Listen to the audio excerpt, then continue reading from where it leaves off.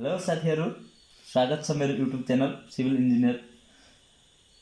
Engineer वाइटीमा र आजको यस भिडियोमा diploma in civil engineering third सेमेस्टरको बेसिक हाइड्रोलिक्स को न्यूमेरिकल ल्याएर उपस्थित भइसकेका छौं र अझै पनि हाम्रो युट्युब च्यानल सिभिल इन्जिनियर वाइटीलाई सब्स्क्राइब गर्नुभएको छैन भने अहिले नै सब्स्क्राइब गर्नुहोस्। के रहेको छ भने uh horizontal venturimeter with inlet and throat diameter 300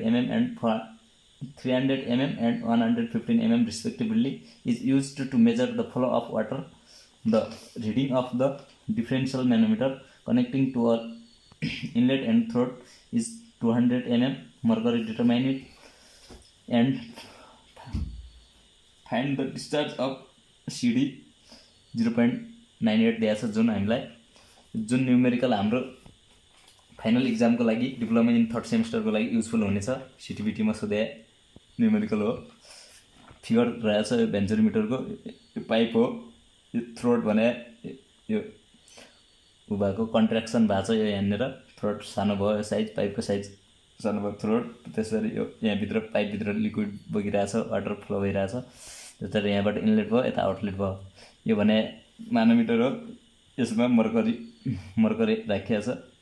त्यसरी यो y इक्वल टु दिएको छ 200 mm, यसलाई मिटरमा लाग्दाखेरि 0.2 mm। गिवन द्याट भेन्चुरिमिटर इज होरिजोन्टल, यो भेन्चुरिमिटर होरिजोन्टल छ अरे। डायमिटर अफ पाइप D1 को डायमिटर, यसको डायमिटर छ अरे यहाँदेखि यहाँसम्म 300 mm, जसलाई 100 ले डिवाइड गर्दा मिटरमा कन्भर्ट हुन्छ र 0.3 मिटर भयो।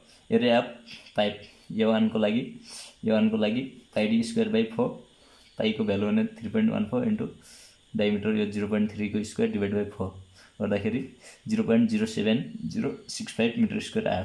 त्यसरी एन्ड डायमिटर अफ थ्रोट, यो थ्रोट को डायमिटर, यसको डायमिटर दिएको छ थ्रोट डायमिटर 150 mm दिएको छ 150 mm।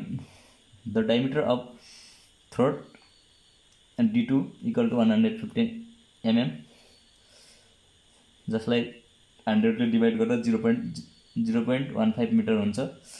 Area of throat A2 equal to pi d square by 4, यसको पनि एरिया फर्मुला एउटै हुन्छ। यसलाई क्याल्कुलेसन गर्दा यति आयो। त्यसरी यो CD भन्ने दिएको छ, यो क्वेसनमै दिएको हुन्छ।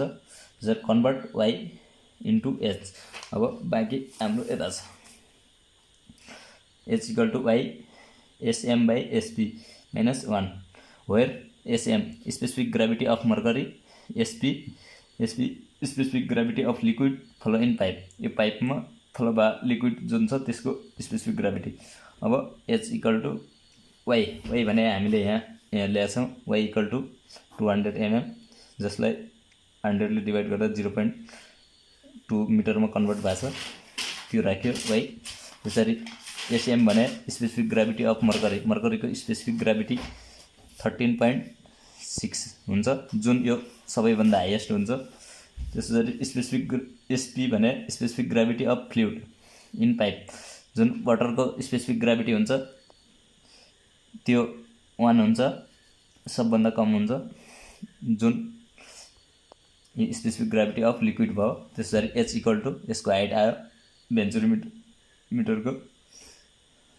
त्यसरी हाइट भने 2.52 मिटर अफ वाटर आयो। वी नो द्याट, हामीलाई थाहा छ कि Q discharge equal to CD coefficient of discharge into A1 into A2 root under 2GH into 1 by root under A square, A1 को स्क्वायर प्लस A2 को square. Q equal to CD भने क्वेसनमा दिएको छ 0.98।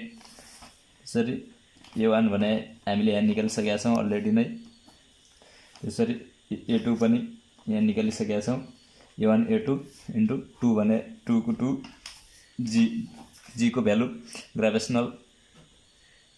Gravity को value जुन छ 9.81 हुन्छ, यो कन्स्ट्यान्ट नै हो, इन्टु हाइट भने हामीले निकालेका छौँ 2.52 into 1 divided by root under a1 को स्क्वायर a1 भने यो भयो a1 को स्क्वायर प्लस a2 को स्क्वायर गर्दाखेरि क्याल्कुलेसन सल्भ गर्नुभयो भने भ्यालु निस्किन्छ